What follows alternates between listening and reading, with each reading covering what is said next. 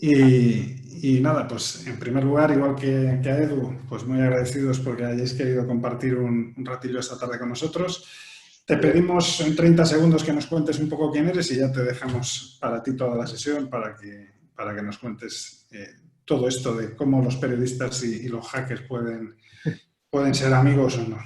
Bueno, pues antes de nada, muchas gracias a todos, no solo los que estáis conectados, sino también a los que me habéis invitado a hablar aquí.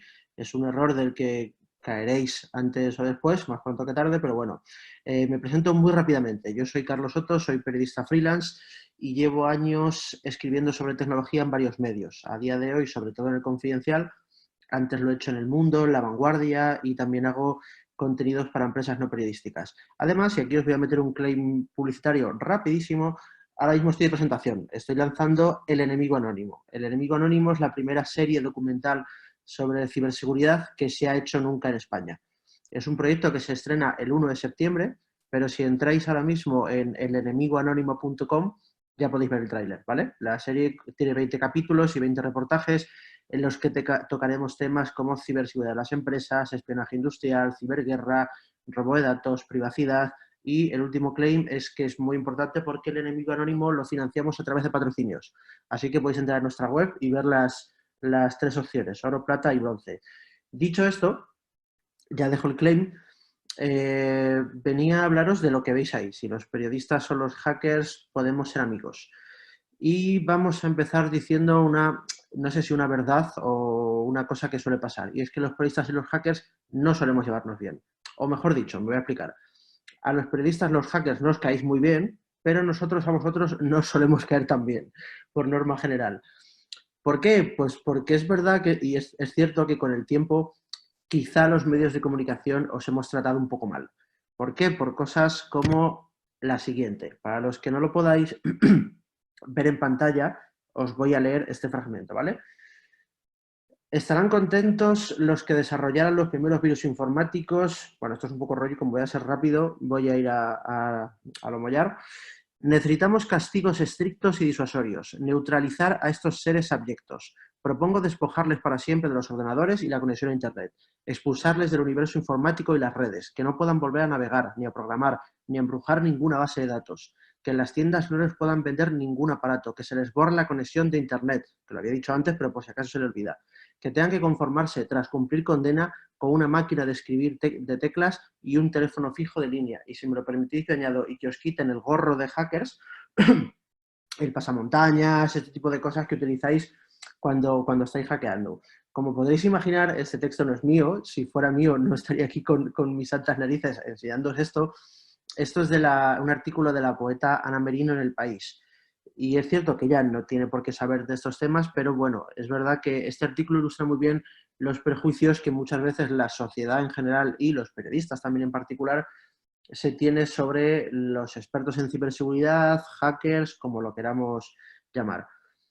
¿Hay más ejemplos de esto que os digo? Sí, sí que los hay. Y además hay muchos. Y de hecho, si os pregunto a todos los que estáis conectados, ¿qué es lo que más os fastidia cuando los medios hablan de hacking? Es muy probable que me habléis, os lo decía antes, del pasamontañas, de la sudadera con la capucha puesta, es decir, alguna cosa como esta. ¿Veis? Aquí vemos la típica imagen cuando ponemos hacking o hacker en un banco de imágenes. Como sabéis todos los que os dedicáis a esto, Edu antes nos ha hablado con bastante luz del día, pero era para despistar. En realidad Edu y todos los que os dedicáis a esto hackeáis con la luz apagada, con unos números, unos ceros y unos unos detrás impresos en vuestra pared, de forma encorvada, porque ser hacker también implica tener sí o sí problemas de espalda, y con la capucha puesta, ¿vale?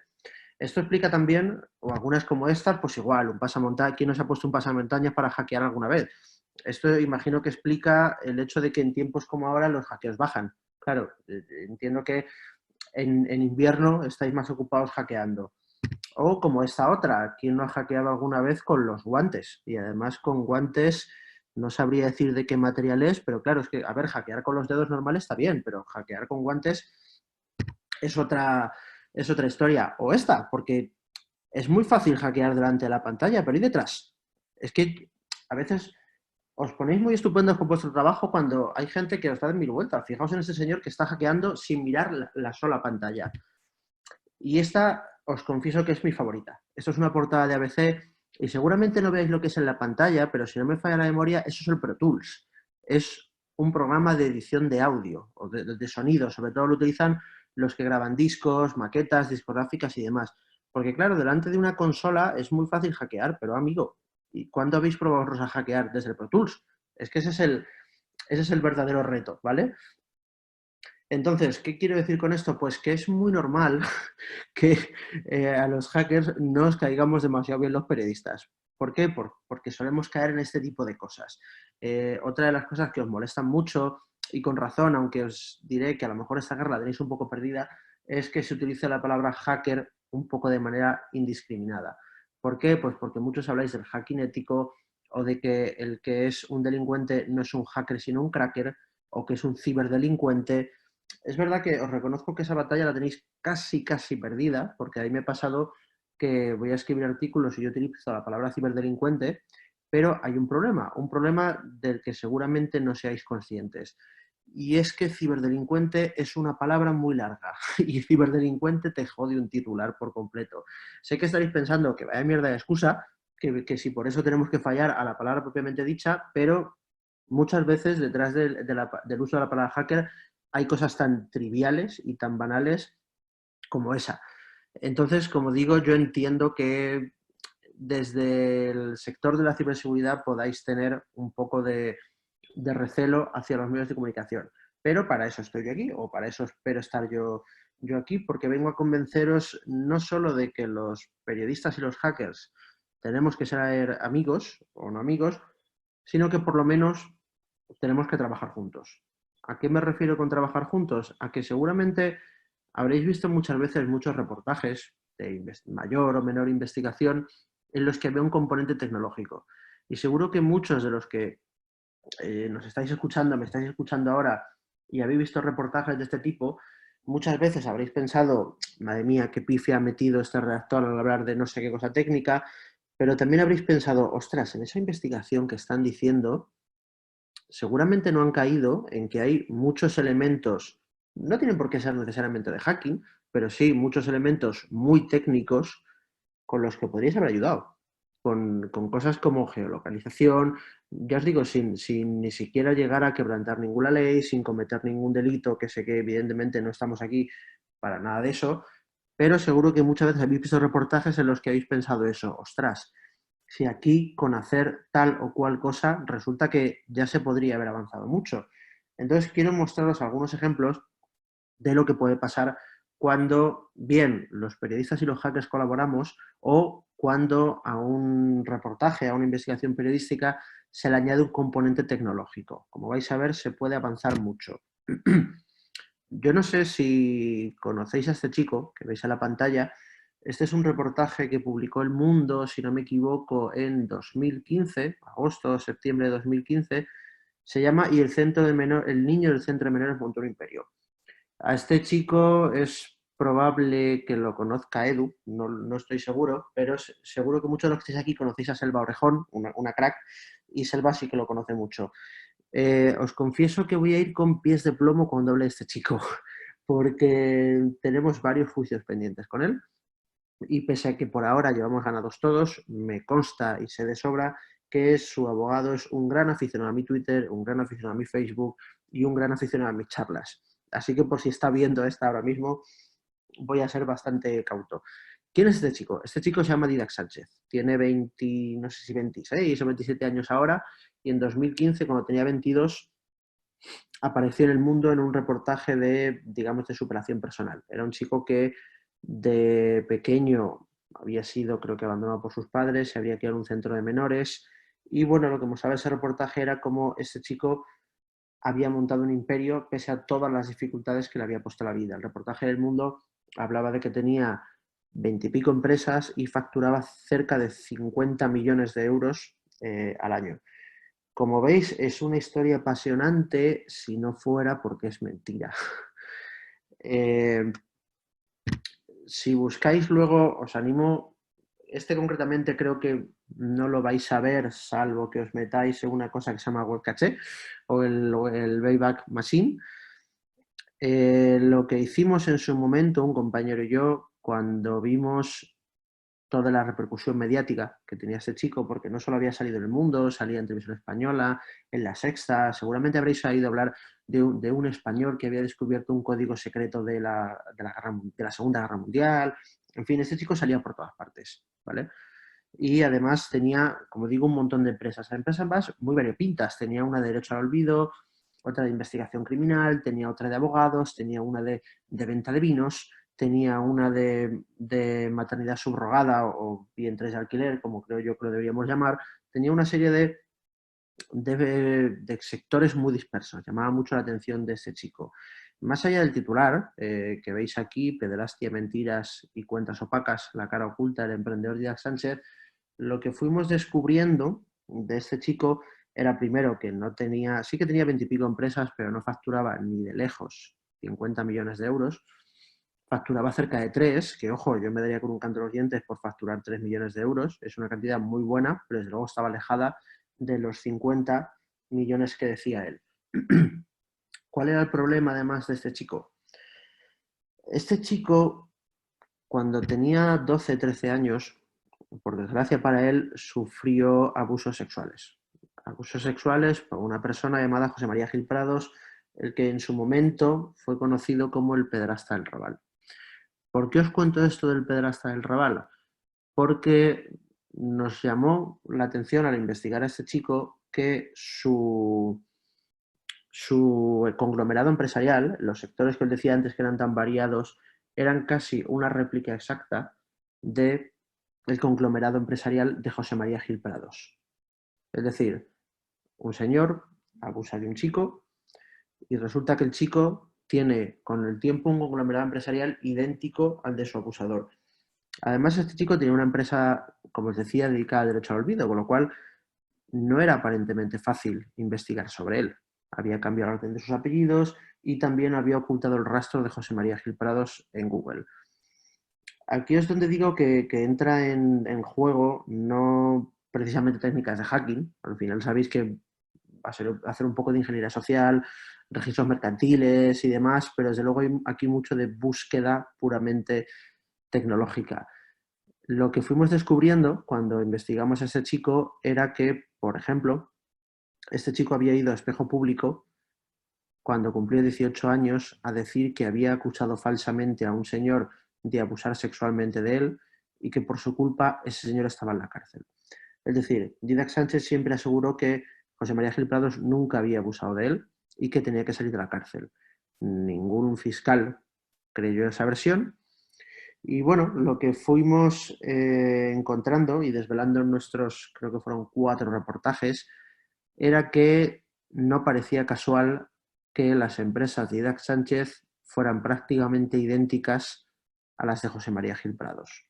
No voy a decir ninguna cosa de manera rotunda, por si hay alguien escuchándome que no debería estar escuchándome, pero os podéis imaginar, lo que se vislumbraba era que estaban trabajando juntos. No solo estaban trabajando juntos, la imagen que os enseño ahí demuestra que estaban trabajando juntos. En una fiesta de Navidad de las empresas de Dídac Sánchez, que decía que no tenía ningún tipo de trato ni personal ni profesional con José María Gil Prados, se demostró que la tenía.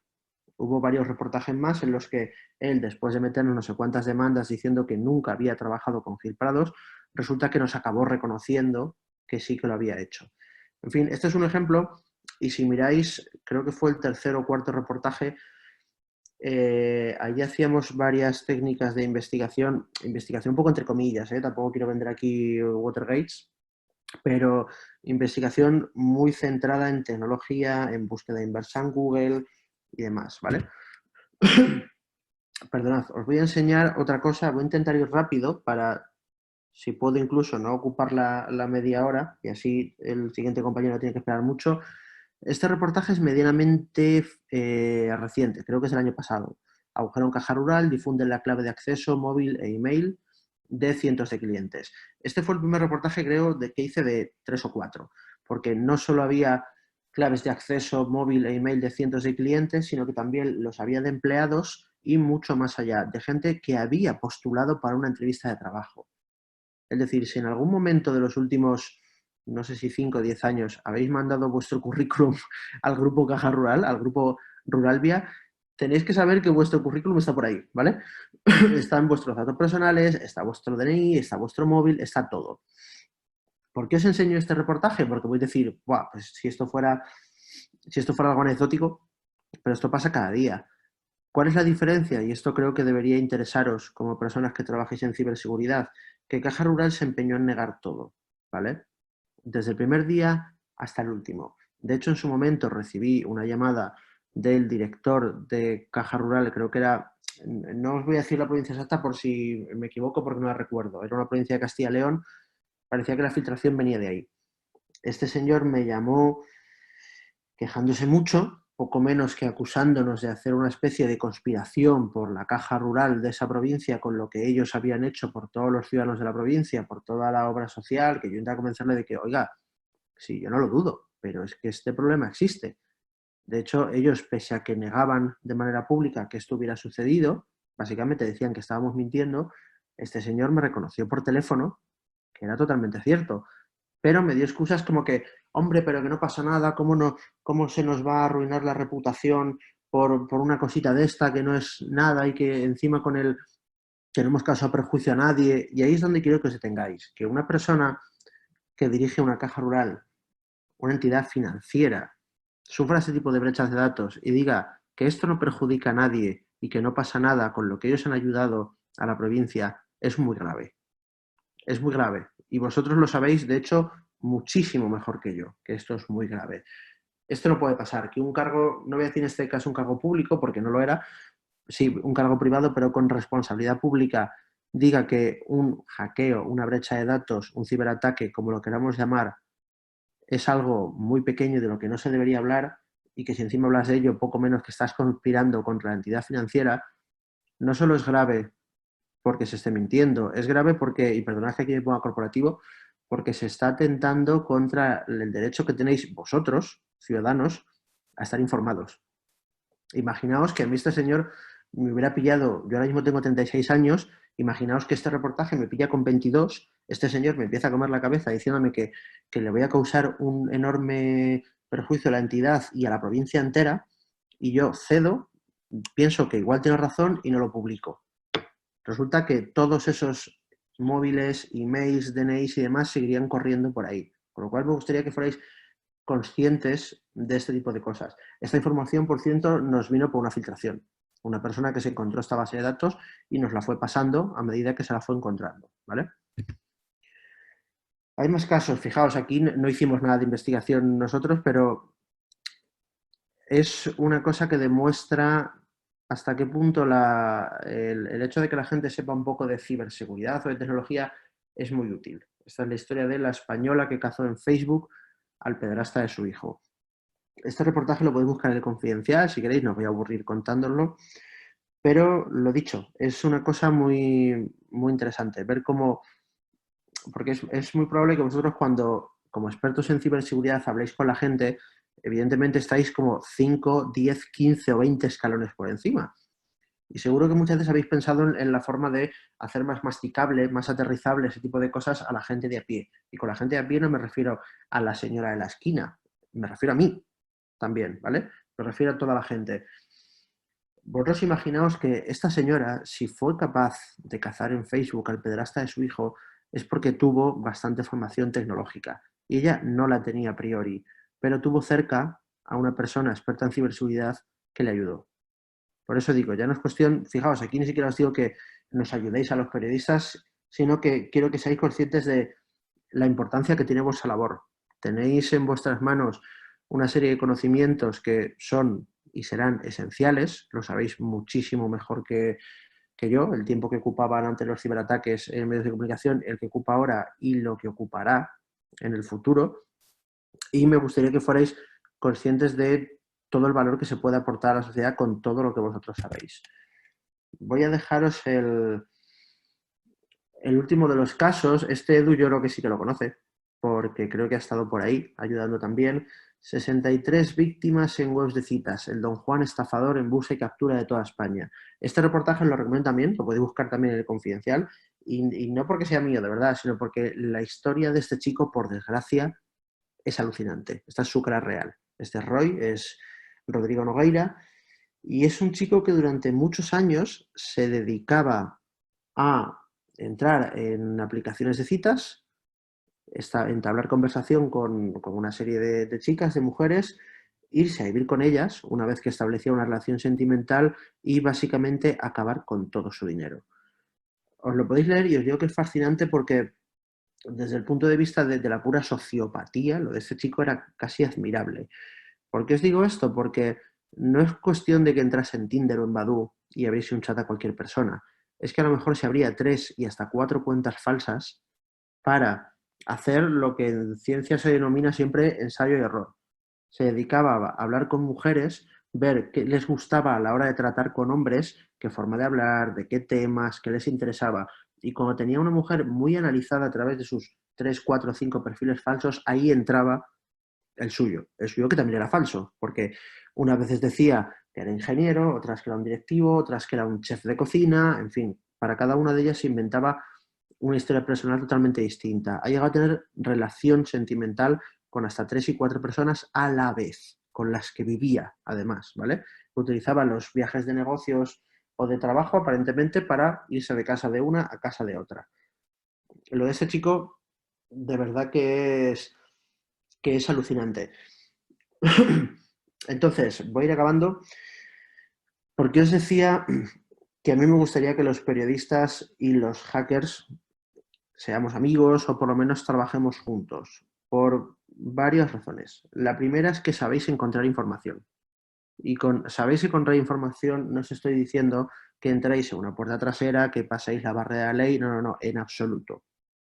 Pero vosotros sabéis muchísimo mejor que yo que con herramientas totalmente legales y con el pensamiento muchas veces lateral que tenéis vosotros, distinto al que tenemos los demás que no sabemos de ciberseguridad, se puede llegar a muchas informaciones. Yo descubrí, os confieso, hace 2 años que una web cuyo dominio no estaba, el registro de dominio no era público y nada, podía encontrar de quién era viendo en qué servidor estaban alojados esos dominios, esas webs, ¿vale? Es decir, cosas que los periodistas, incluso aun cuando estamos acostumbrados a buscar información de cualquier tipo, no sabemos llegar a ella. Y vosotros conocéis atajos, como digo, perfectamente legales. Y no es una cuestión de que los expertos en ciberseguridad o los hackers trabajáis para los periodistas, ni mucho menos. La cuestión es que todo esto va mucho más allá de nosotros. Esto va muchísimo más allá de mi labor. La cuestión es que con todos los conocimientos que tenéis podéis ayudar a la gente que al final es la que recibe este tipo de ayuda. Estas 63 víctimas de las que hablo no solo se unieron en una demanda conjunta, es que ya están ganando varias, ¿vale? Y fue gracias a la unión de este tipo de informaciones, el rastreo y demás.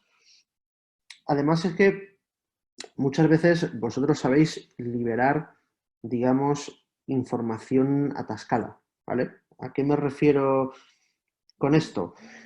A que muchas veces sabéis cosas, y aquí me dirijo sobre todo si trabajáis en cuerpos policiales, policías, guardias civiles, Mossos de Escuadra y demás, muchas veces tenéis informaciones con las que no podéis seguir adelante. Me explico.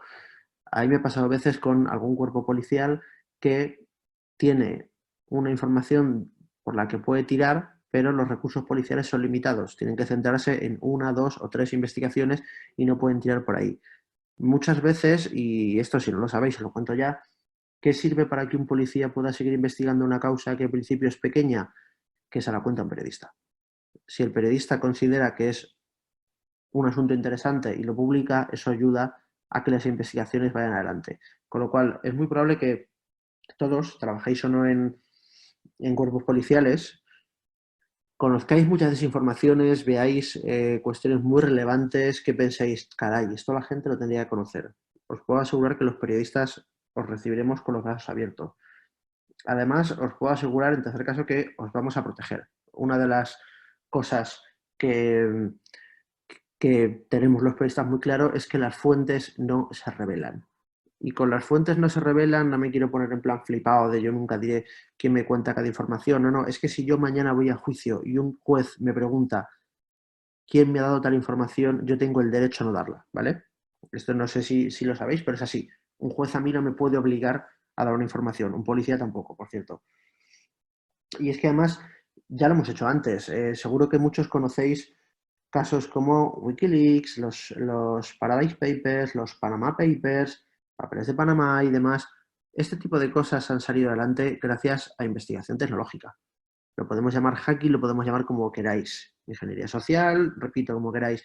Pero este tipo de informaciones no salen gracias a que los periodistas seamos unos ultra expertos tecnológicos. Salen adelante gracias a gente como vosotros. Por eso os digo que nos viene muy bien trabajar juntos.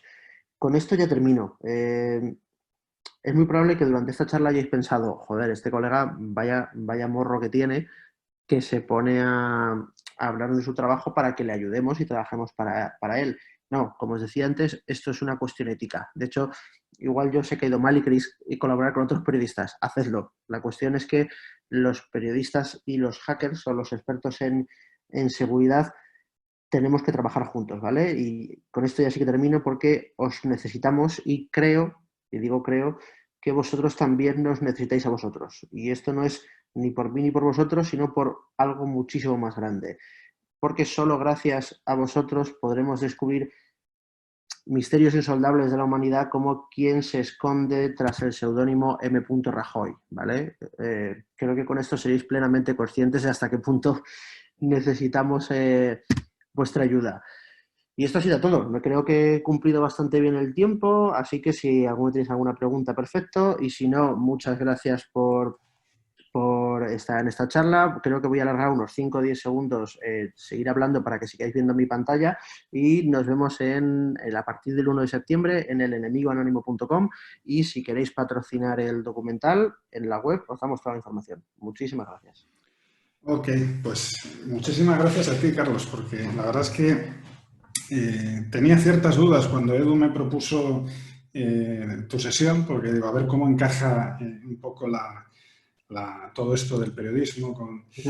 Pero luego, en realidad, dándole un poco vueltas, digo, pues es que no estamos tan lejos, ¿no? Porque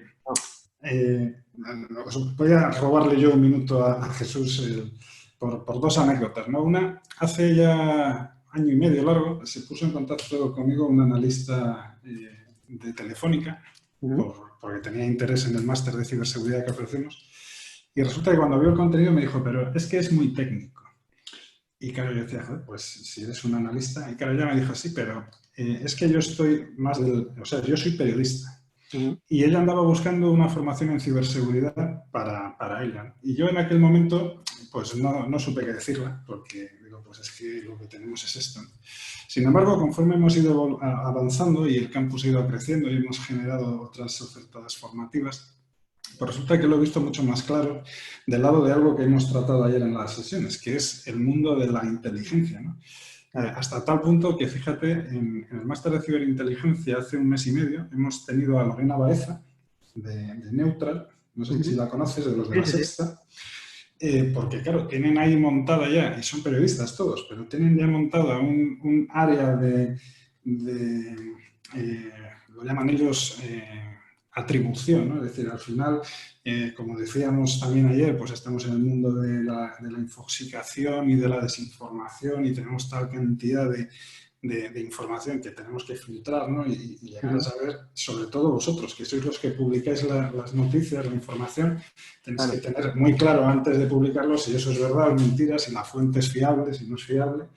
Y al final he ido viendo un poco, ¿no? que realmente ahora mismo en este máster yo creo que el 35 o el 40% de los alumnos tienen perfiles de periodista. O sea, con una pequeña base tecnológica para poder entender esto, pero ahí está, ¿no? Y cada vez voy viendo más el cómo integrar todo esto, ¿no? Y sois muchos los periodistas que, bueno, no sois demasiados, pero sois unos cuantos los que abordáis un poco el ámbito tecnológico y es muy de agradecer porque al final aportáis algo que a nosotros normalmente nos cuesta mucho, que es saber contar las cosas, ¿no? Es decir, nosotros podemos saber mucho o poco, pero en lo que fallamos muchas veces es en cómo contarlo. Y ahí es donde vosotros normalmente nos ayudáis porque vosotros contáis las cosas mucho mejor, ¿no?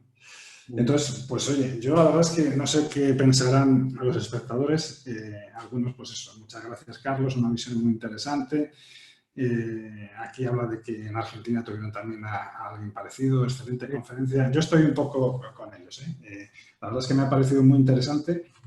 Estaremos muy pendientes para septiembre de tu proyecto y le seguiremos con mucho entusiasmo y te deseamos mucho éxito con ello.